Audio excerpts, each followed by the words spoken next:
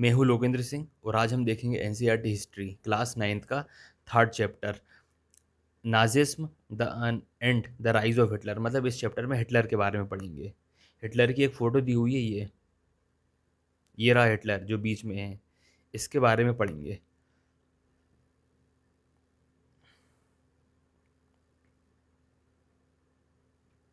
Chapter शुरू होता है कि 1945 की बात है। स्प्रिंग का महीना था। एक जर्मन लड़का, 11 साल का जर्मन लड़का जिसका नाम हेलमुथ है, वो बिस्तर पे लेटे हुए कुछ सोच रहा था। तभी उसके पेरेंट्स किसी बात पर डिस्कस कर रहे थे सीरियस टोन में। उस लड़के के पिताजी एक फिजिशियन फिजिशियन थे और वो अपनी वाइफ से मतलब कुछ डिस्कस सीरियस मुद्दे पे बात कर रहे थे।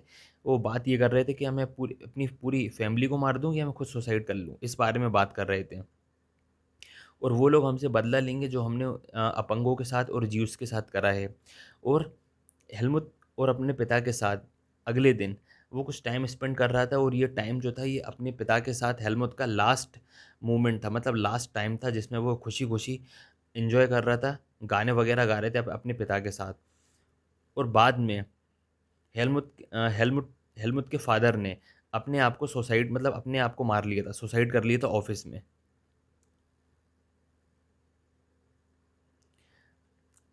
और हेलमुथ को ये सारी बातें सब मतलब सामने नज़र आ रही थी कि उसके फादर की जो ब्लडी यूनिफ़ॉर्म है उसको जलाया गया था। और जो ये सब हुआ था उसके सामने, वो लगभग-लगभग ये उसके सामने जो हुआ था, वो ये देखकर इतना घबराया हुआ था कि उसने 9 साल तक कुछ खाया भी नहीं था। इस डर से कहीं उसकी मदर ने कुछ खाने में मिलाकर ना दिया हो, मतलब उसको ये डर था।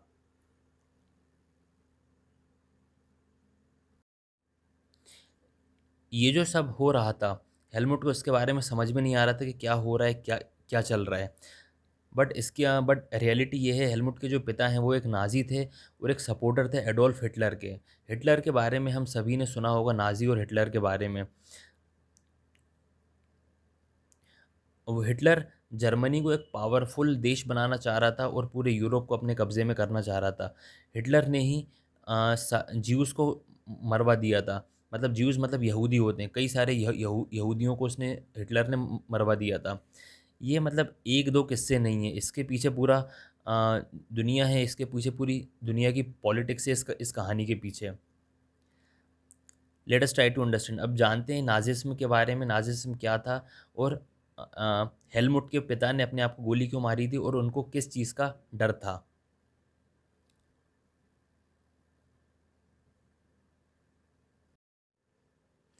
मई 1945 में जर्मनी ने अपने आप को सरेंडर कर दिया था अलाइज़ के सामने। अभी अलाइज़ कौन थे? ये मतलब यूके थे, फ्रांस थे, यूएस थे, मतलब बाकी सब जो मिले थे जर्मनी के खिलाफ, ये एक पूरी टीम थी। हिटलर का जो मिनिस्टर था ग्योबलर, उसने भी अपने फैमिली के साथ अप्रैल के महीने में बर्लिन के बंकर में सुसाइड कर लिया था। बर्लिन अभी जर्मनी की कैपिटल है, वहाँ पर इसने 1 महीने पहले ही सुसाइड कर लिया था। और वार के ख़त्म होने के बाद इंटरनेशनल मिलिट्री ट्रिब्यूनल की स्थापना की गई थी एक न्यूमिसबर्ग में। इसीलिए की गई थी ताकि इन पर ये जो केस चलाया जाए, जो शांति के खिलाफ, पीस और ये जो वर्ल्ड वार हुआ है, इनके खिलाफ केस चलाया जाए। और मतलब एक प्रकार का ये मतलब मानवता के बिल्कुल मानवता ख़त्म कर दी गई थी, ये जो वर्ल्ड वार हुआ था इसने। तो इन सभी पर केस चलाया जाए। और ऑल ओवर वर्ल्ड में मतलब जर्मनी की काफ़ी बदनामी हुई थी। अब ये क्या-क्या काम हुए थे उसके बारे में बताया गया हुआ है। वर्ल्ड वार 2 के दौरान क्या-क्या हुआ था। जो सेकंड वर्ल्ड वार हुआ था, जर्मनी ने न जाने कितना जेनोसाइड करा था। जेनोसाइड का मतलब होता है हज़ारों लोगों को एक साथ मारना, उसे जेनोसाइड कहते हैं। हज़ारों लोगों का मर्डर कर दिया था जिसमें से बहुत सारे लोग सिविलियन थे यूरोप के। अब बताया गया है कि कौन-कौन थे। 6 मिलियन ज्यूज़ को मारा गया था। 6 मिलियन ज्यूज़ मतलब होता है 60 लाख ज्यूज़ को मारा गया था। और 2 लाख जिप्सी को मारा गया था। और 1 मिलियन पॉलिश मतलब पोलैंड के जो सिविलियन थे उन्हें मारा गया था। और जो 70,000 जर्मन थे, मतलब 70,000 जो आम लोग थे जो मेंटली और फिजिकली वीक थे, मतलब जो मानसिक मानसिक रूप से कमज़ोर थे और शारीरिक रूप से कमज़ोर थे, उनको भी मार दिया गया था। और न जाने कितने इसके अलावा भी थे। इसके अलावा भी ऐसे ऐसे लोग थे जो पॉलिटिकल अपोनेंट थे, मतलब जो किसी अगर पॉलिटिक्स के खिलाफ, अगर इनकी राजनीति के खिलाफ, हिटलर के खिलाफ कुछ बोल दिया तो उनको भी मार दिया जाता था।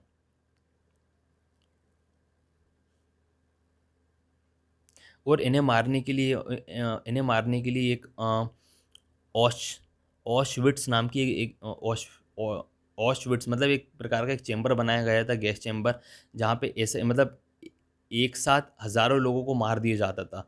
मतलब ये एक प्रकार की प्रॉपर जगह थी।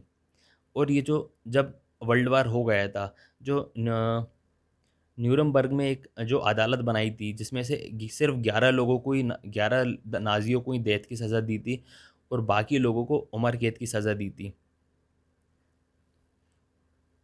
जो काम किया था, क्रूरता की थी, अगर उससे कंपेयर करें, जो इनकी सज़ा काफ़ी छोटी थी। बट जो अलाइज़ ग्रुप है, मतलब जो यूएसए है, यूके है, फ्रांस है, वो जर्मनी पर हार्श कोई कुछ थोपना नहीं चाहते थे, जैसा कि फर्स्ट वर्ल्ड वार के टाइम पे हुआ था।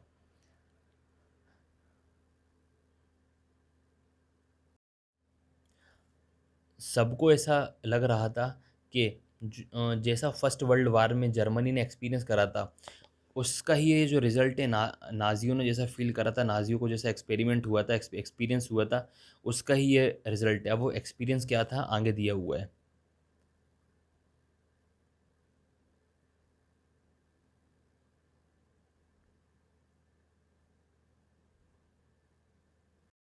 Birth of the Weimar Republic, अब वाइमर गणराज्य का जन्म हुआ। 20th सेंचुरी में जर्मनी एक पावरफुल एम्पायर था। जब फर्स्ट वर्ल्ड वार हुआ था 1914 से लेकर 1918 तक, जर्मनी के साथ ऑस्ट्रियन थी खाली। और जो अलाई थी, अलाइस कौन कौन से थे, इंग्लैंड थे, फ्रांस थे, मतलब इन तीनों के ग्रुप को अलाइस कहा जाता था। और कुछ टाइम के बाद यूएस ने भी ज्वाइन करा था। सबने ये ज्वाइन सोचकर इसलिए करा था कि ये जो युद्ध चल रहा है जल्दी समाप्त हो जाएगा। लेकिन किसी को ये अंदाज़ा नहीं था कि युद्ध युद्ध इतना लंबा चलेगा। शुरू में जर्मनी ने फ्रांस को और बेल्जियम को युद्ध में अपने कब्जे में कर लिया था। लेकिन 1917 में जब यूएस ने एंट्री करी थी, मतलब जब यूएस इस अलाइन अलाइन ग्रुप से जब जुड़ा था, तो इससे इनको काफ़ी स्ट्रॉन्ग, मतलब ये काफ़ी स्ट्रॉन्ग हो गए थे। और फिर 1918 में ये जर्मनी काफ़ी वीक वीक पड़ गया था।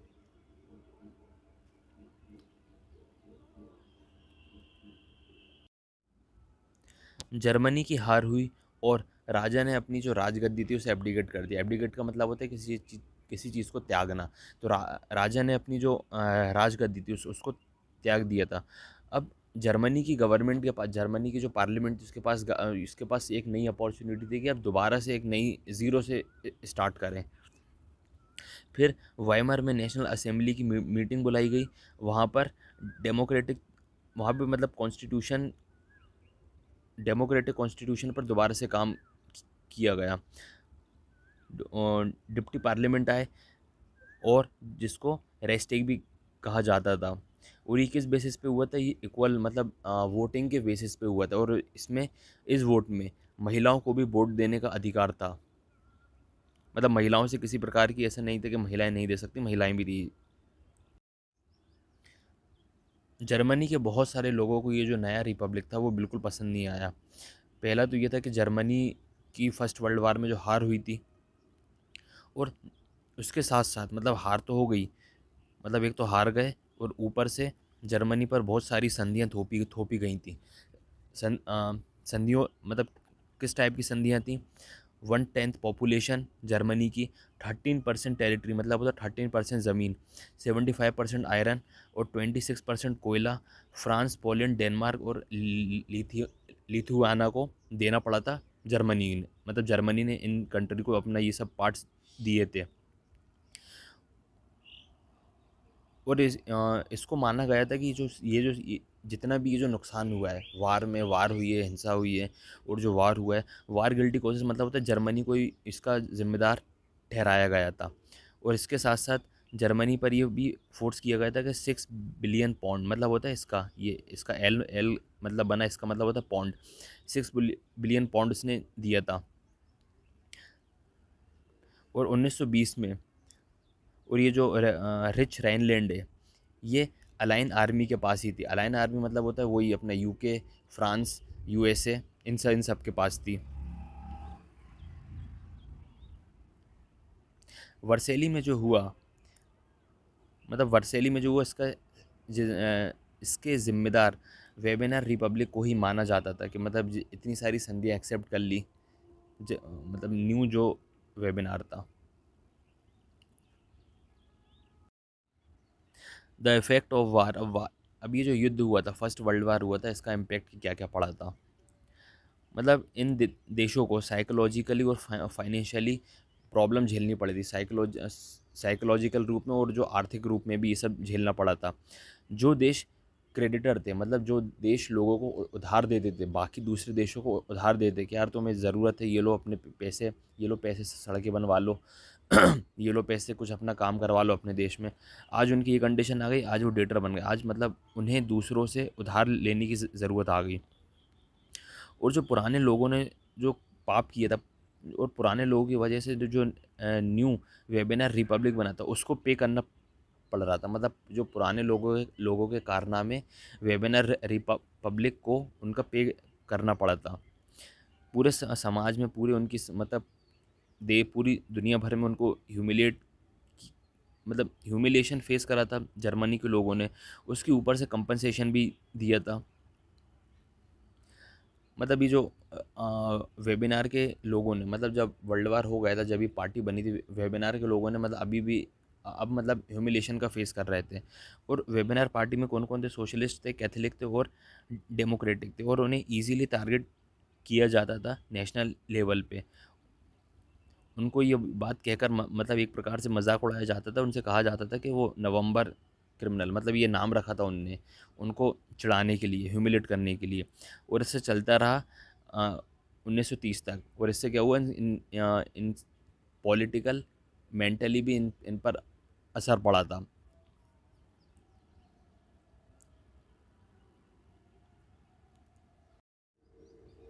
फर्स्ट वर्ल्ड वार ने यूरोपियन सोसाइटी में और यूरोपियन पॉलिटिक्स में एक गहरा सा इम्पैक्ट डाला था।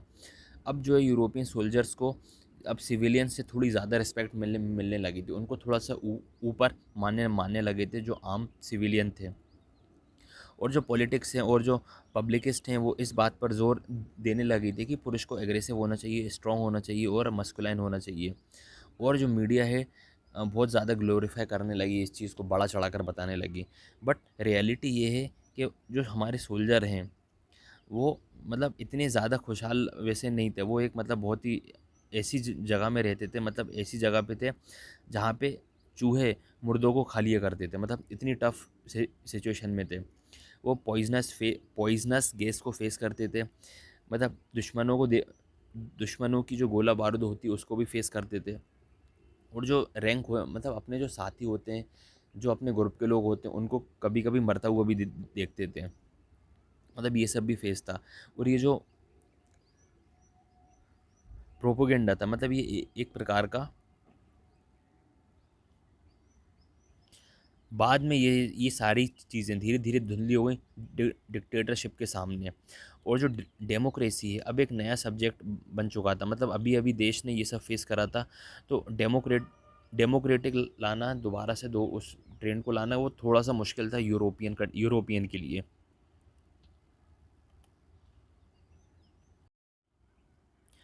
Political radical and economic crisis.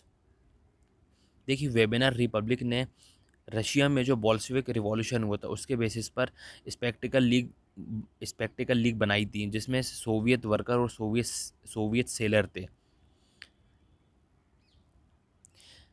और इसके बाद क्या हुआ कि बर्लिन में सोवियत स्टाइल की गवर्नमेंट के नारे गूंजने लगे थे। लेकिन ये जो वेबिनार था इसमें मतलब सोशलिस्ट, डेमोक्रेटिक और कैथलिक लोग थे, वो इनको पसंद नहीं, मतलब वो सब इनको ये सब पसंद नहीं आया था। फिर बाद में वेबिनार रिपब्लिक ने इनको ख़त्म करने के लिए अ, बाकी के जो सिपाही हैं उनका उनका सहारा लिया था। फिर उसके बाद स्पेक्टिकल पार्टी ने कम्युनिस्ट पार्टी ऑफ जर्मनी की स्थापना की थी। फिर बाद में ये दोनों ही एक दूसरे के दुश्मन बन गए थे, जो कि हिटलर के खिलाफ फिर कोई कुछ कर नहीं पाए थे। और फिर दोनों की डिमांड थी कि रेडिकल सॉल्यूशन लाया जाए। ये एक फ़ोटो दी हुई है 1918 1919 की, एक रैली की। और एक फ़ोटो ये दी हुई है 1932 में, जब जर्मनी की जो करेंसी वो इतनी वीक पड़ गई थी कि छोटे से पेमेंट के लिए भी मतलब पैसे बोरे में भर के या झोले में भर के ले जाना पड़ता था।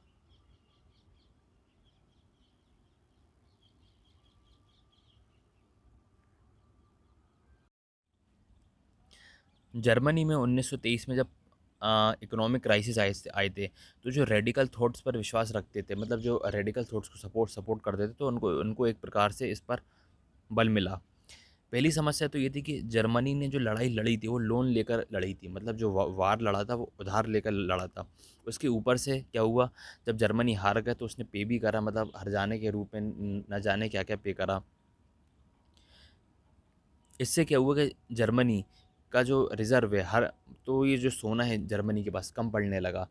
मतलब हर देश के पास अपना एक सोना होता है जो रिज़र्व रहता है। जैसे इंडिया का सोना अभी आरबीआई के, मतलब ऑलमोस्ट आरबीआई के पास है, हर बैंक के पास है। और इस तरह से हर देश के पास कुछ अपना खजाना होता है, सोना होता है।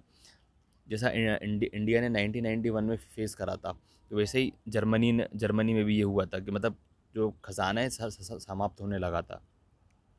फिर जर्मनी ने क्या करा कि उनको पे करने से मना कर दिया कि हम तुम्हें पे नहीं करेंगे। तो इसके बदले में फ्रांस ने इसके रूर नाम का एक देश है वहाँ जो कोयला भंडार है, तो फ्रांस ने उस कोयले भंडार पर कब्जा कर लिया था।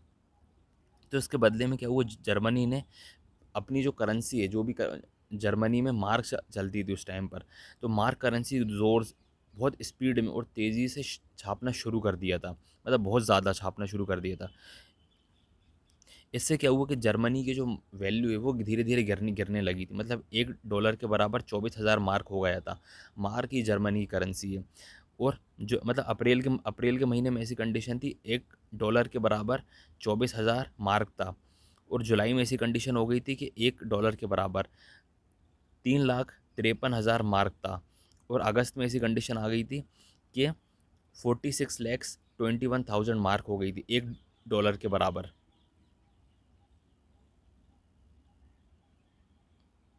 और दिसंबर आते आते तो मतलब इतने सारा, मतलब $1 के बराबर इतने मार्क हो गए थे। मतलब $1 के बराबर ट्रिलियंस मार्क। और जो वस्तु हैं, जो डेली यूजेस की वस्तु हैं, जो जैसे ब्रेड है, कुछ भी सामान है, कपड़े, और इनकी चीज़ें आसमान छूने लगी थी। अब इंसान को अपने ब्रेड और रोटी के लिए भी मतलब खूब सारे पैसे, बोरे में भर भर के पैसे ले जाने पड़ते थे। मतलब कुछ बेसिक जो नीड्स होती है, डेली बेसिस के सामान होते हैं, वो खरीदने के लिए भी गाड़ी गाड़ी में पैसे रख कर बोरे भर कर मतलब ले जाते थे घर से।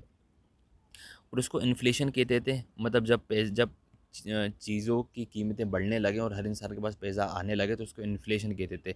जब पैसा बहुत ज़्यादा ही हो जाता था तो इसे हाइपर इन्फ्लेशन कहा जाता था। एक फ़ोटो के द्वारा बताया भी गया है कि यहाँ पर ये इंसान ये बैग में भर भर कर अपने कुछ सामान खरीदने जा रहे हैं।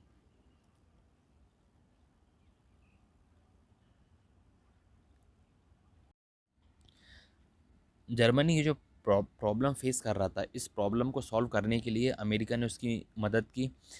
अमेरिका ने मदद की एक डेवास प्लान के थ्रू, कोई प्लान लाए थे डेवास प्लान, इसके थ्रू इन्होंने मदद की। और जो जर्मनी पर फाइनेंशियल बर्डन था, मतलब जो फाइनेंस जर्मनी दे रहा था, यूएसए ने उस पर भी कुछ प्लस माइनस करा, कुछ मतलब उतार चढ़ाव करा था जर्मनी की हेल्प करने के लिए। द ईयर ऑफ डिप्रेशन 1924 से लेकर 1928 तक कुछ स्टेबिलिटी रही थी, मतलब परिस्थितियाँ इकोनॉमिकली ठीक रही नहीं, सब चलता रहा था। This was built on sand, मतलब ये कोई ज़्यादा लंबे समय तक नहीं था। ये मतलब एक कहावत के रूप में, जैसे अपन बोलते हैं ना कि रेत के महल ज़्यादा समय तक नहीं टिकते, तो ये उस टाइप में थी। मतलब उन्होंने कहा था ये स्टेबिलिटी इस प्रकार से थी जैसे कि रेत पे कोई हो, मतलब जैसे रेत पे कोई महल हो। तो ये एक कहावत है। जो जर्मन का जो इन्वेस्टमेंट हो रहा था, जो इंडस्ट्री रिकवरी कर रही थी, उनका टोटली डिपेंडेंट किन पे था, यूएसए पे था। यूएसए ने जो लोन दिया था इन्हें कि भैया ये लोन ले लो, अपनी परिस्थितियाँ जो ख़राब हैं उनको सुधार लो। बट प्रॉब्लम ये आ गई, जो वॉल स्ट्रीट है जो यूएसए की 1929 में वो क्रैश हो गई, मतलब वो शेयर डाउन हो गया, मतलब शेयर मार्केट पूरा डाउन हो गया। जो शेयरों के प्राइस हैं गिरने लगे, और लोग बाग अपने जो शेयर हैं बेचने लगे। मतलब किसी ने 100 रुपये का शेयर खरीदा, वो गिर के 90 पे आ गया, 80 पे आ गया, उसने कहा यार बेच दो, नहीं तो पता पता चले और गिरते गिरते 30-40 का पहुंच जाए तो दिक्कत हो जाएगी। तो वहाँ पे जो जो शेयर के प्राइस ही गिरने लगे, तो लोग बाग सब अपने अपने शेयर बेचने लगे। और सिंगल डे मतलब 24 अक्टूबर को 13 मिलियन शेयर्स बिके थे, मतलब एक दिन में। तो उस टाइम पे ये इकोनॉमी का ग्रेट, मतलब बहुत ज़्यादा इकोनॉमी जो यूएसए की थी उस टाइम पर बहुत डिप्रेशन में थी, मतलब बहुत ख़राब कंडीशन आ गई थी उस टाइम पर।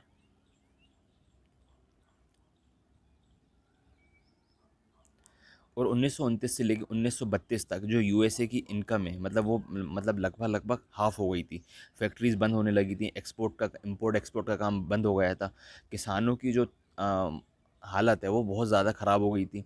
और मतलब मार्केट में एक प्रकार से मतलब बहुत ख़राब हो गया, मतलब पूरा मार्केट ख़राब हो गया था। इससे समझ सकते हैं।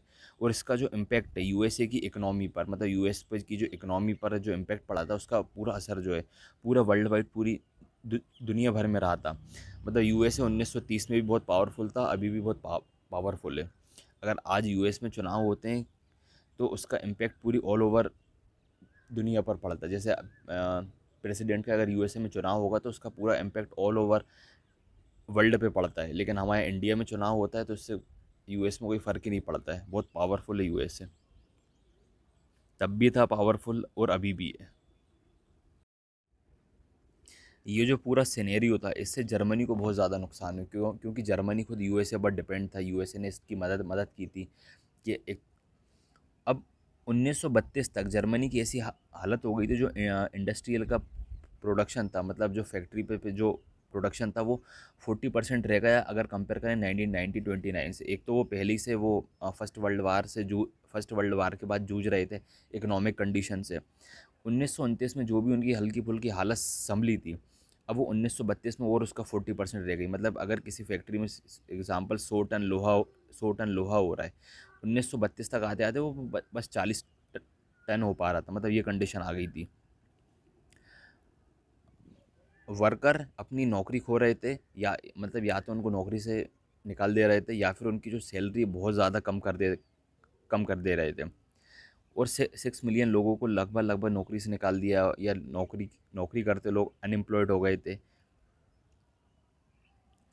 अब क्या कर रहे थे जर्मनी के जो आम लोग बाग हैं, वो ना एक बोर्ड टांग कर गले पे टांग कर घूम रहे थे कि भैया हमें जो काम भी दो, willing to do any work, मतलब भैया हमें जो काम भी दो हम करेंगे। मतलब उन्होंने एक बोर्ड पे लिख लिया कि भैया हमें जो जो भी काम दोगे हम करेंगे, उसको गले में टांग लिया और वो खड़े रहते थे कि मतलब बस काम चाहिए, पैसा पैसा उनके पास था नहीं। जो अनएम्प्लॉयड यूथ थे वो या तो ताश खेलते रहते थे, प्लेइंग कार्ड, या ऐसी खाली पीली बैठे रहते थे, या फिर वो कहीं जॉब या कोई फैक्ट्री है या कोई भी इंडस्ट्री ऑफिस या ऑफिस के बाद लाइन में खड़े रहते थे जॉब के लिए। मतलब इतनी ख़राब कंडीशन आ गई थी जर्मनी की, जॉब्स ख़त्म हो रही थी। यूथ हैं या तो फिर क्रिमिनल एक्टिविटी में इन्वॉल्व होने लगे थे, या मतलब किसी से लूटपाट कर ली, किसी की मतलब कुछ कर लिए, किसी के पैसे छीन लिए, तो इन इन सब में। और total disappear become common place, मतलब ये सब आम हो गया था जर्मनी में, इस टाइप की ये जो एक्टिविटीज़ हैं।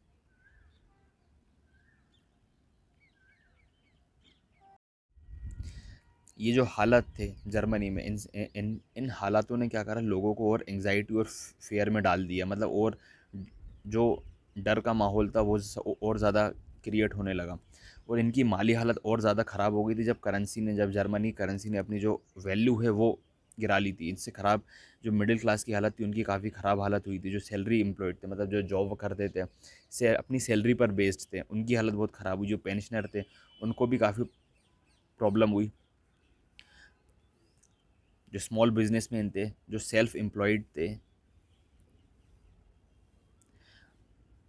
उनको भी इसका काफ़ी इम्पेक्ट पड़ा था। एक वर्ड दिया हुआ है ये, प्रो प्रो लेटरिनाइजेशन। इसका मतलब होता है कि मतलब सिचुएशन इतनी ख़राब होते होते होते लेबर ही बन जाना। ये पूरी सिचुएशन को एक वर्ड में डिस्क्राइब कर रहे हैं। जो नॉर्मल लोग बाग थे उनको इस बात की काफ़ी मतलब डर था कि ऐसा ना हो कि गरीब होते होते होते हम खुद एक बार वर्किंग क्लास में आ जाए, मतलब हम लेबरों के काम करने लगें। मतलब इतनी ज़्यादा ख़राब हालत हो गई थी जर्मनी की। सिर्फ एक ही ऑर्गेनाइजेशन है जो वर्कर की, मतलब जो वर्करों का समूह है, बस उनको कोई फ़र्क नहीं पड़ा था, क्योंकि वर्कर थे, उन्हें किस बात का डर था। वो नीचे जाएंगे तो और कितना नीचे जाएंगे, वो ऑलरेडी वो लोग वर्कर थे। बट प्रॉब्लम ये आ गई थी कि वहाँ पे आम लोग बाग थे, मतलब जैसे जो वर्कर हैं, जो अपने 100 फीस उनकी 100 रुपये है। अगर इतने ज़्यादा लेबर हो गए थे, मतलब उन्होंने कहा था कि हम आपका 80 में काम कर देंगे। वो बाकी के जो दूसरे थे जिनको प्रॉब्लम हो रही थी, बस इन लोगों से इनको थोड़ी बार्गेनिंग करनी पड़ती थी। जो बड़े बड़े बिग बिजनेसमैन हैं उनको भी प्रॉब्लम हुई। जो किसान हैं उन्होंने भी प्रॉब्लम फेस करी। जो महिलाएं हैं अपने बच्चों के लिए उनका पेट नहीं भर पाती थी। तो ऐसी सिचुएशन परिस्थिति जर्मनी में थी। ये जो समस्याएं चल रही थी जर्मनी में, इससे आम लोग बाग ही प्रॉब्लम फेस नहीं कर रहे थे। और जो पॉलिटिकल पार्टी थी वेमर रिपब्लिक, वो भी इससे काफ़ी प्रॉब्लम फेस कर रही थी। और सबसे बड़ी समस्या ये थी कि इन्होंने जो कॉन्स्टिट्यूशन बनाया था अपने लिए, उसमें कमी थी। उसमें कमी ये थी कि कोई भी इन पर तानाशाही कर सकता था। और पहला तो ये है कि इनकी जो सरकार है, कभी भी मतलब सरकार इकट्ठी नहीं बन रही थी, मतलब पूरी बहुमत के साथ नहीं बन रही थी। हर बार इन्हें जो कई सारी पार्टियां मिलके जो सरकार बनाती हैं, वो पार्टी बन रही थी जिसको गठबंधन कहते हैं, वैसी सरकार बन रही थी। और एक और कमी थी इनके कॉन्स्टिट्यूशन में, जो आर्टिकल 48 है, के मतलब जो प्रेसिडेंट को पावर थी वो थी इमरजेंसी की पावर, और सिविल राइट ख़त्म करने की पावर, और अध्यादेश जारी करने की पावर। ये सारी भी समस्याएं थी उनके कॉन्स्टिट्यूशन में, कुछ ये कमियां थी। जो वेमर जो सरकार है, मतलब इसके जो कैबिनेट है, मतलब इसकी जो कैबिनेट मिनिस्टर है वो 20 थे। और इन्होंने, अगर इनका एवरेज निकाला जाए, इन्होंने टू 239 डेज ही काम करा, मतलब लगभग लगभग 8 महीने, 240, मतलब पकड़ लें 239, लगभग लगभग 8 महीने इनकी सरकार रही थी। और मतलब पार्टी ने मतलब बहुत ज़्यादा क्राइसिस देखे थे। और जो आम लोग बाग हैं उनको पार्लियामेंट्री सिस्टम से भरोसा नहीं रहा था, मतलब पार्लियामेंट्री सिस्टम में उन मतलब अब इनका भरोसा ख़त्म हो गया था कि पार्लियामेंट्री सिस्टम से ये जो सरकार थी।